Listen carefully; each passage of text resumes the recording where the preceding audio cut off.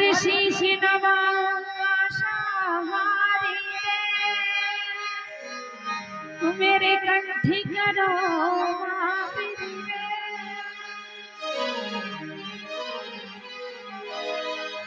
जो तो वंदना हो गई माता रानी की, लेकिन आज बड़ो खुशी को दिन है।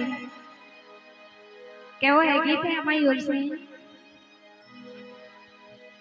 ए मेरे घर में, हमारे घर में रघुनंदन पधारे।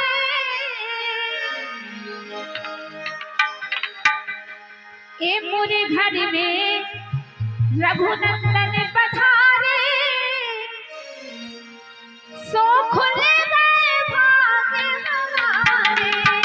मेरे घर में रघुनंदन पधारे। सो खुले गए भाग हमारे।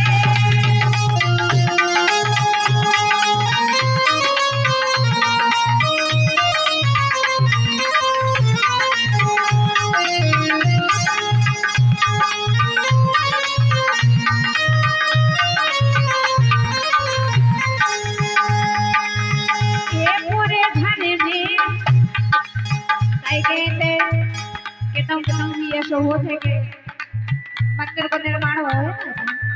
ए मोरे घर में, हाँ मोरे घर में रघुनंदन पधारे। सो खुल गए भाग हमारे। ए मोरे घर में रघुनंदन पधारे। सो खुल गए भाग हमारे।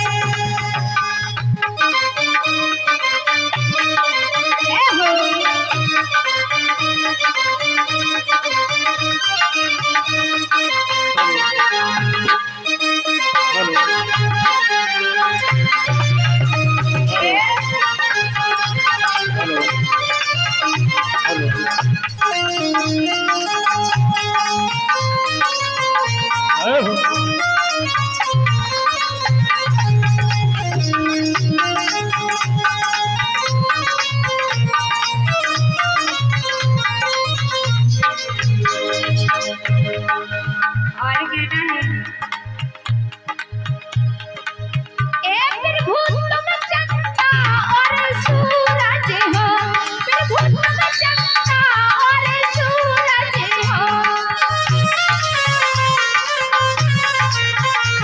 प्रभु तुम चंदा हम सूरज होते। अरे तुम चंदा हम सूरज होते।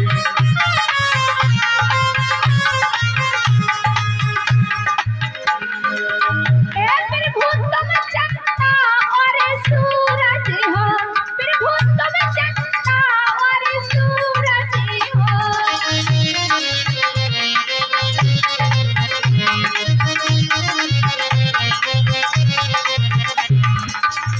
और हम छोटे से हैं तारे। हम छोटे से हैं तारे। आज खुल गए भाग हमारे। पूरे घर में रघुनंदन पधारे। आज खुल गए भाग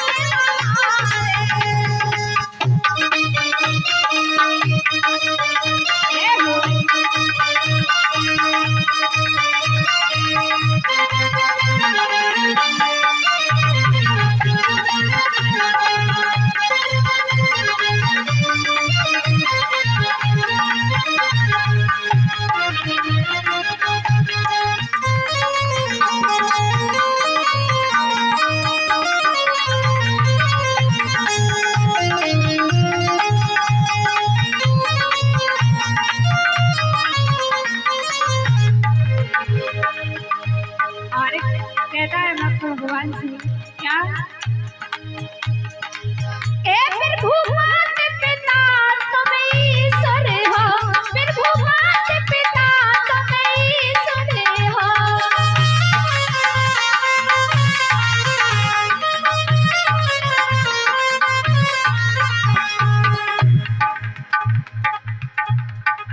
ओ प्रभु मात पिता तुम ईश्वर हो।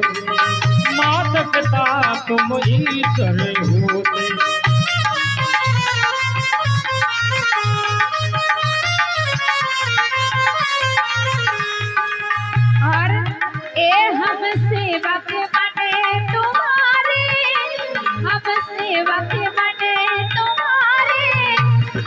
खुल गए भाग्य हमारे, हे मोरे घर में रघुनंदन पधारे, आज खुल गए भाग्य हमारे।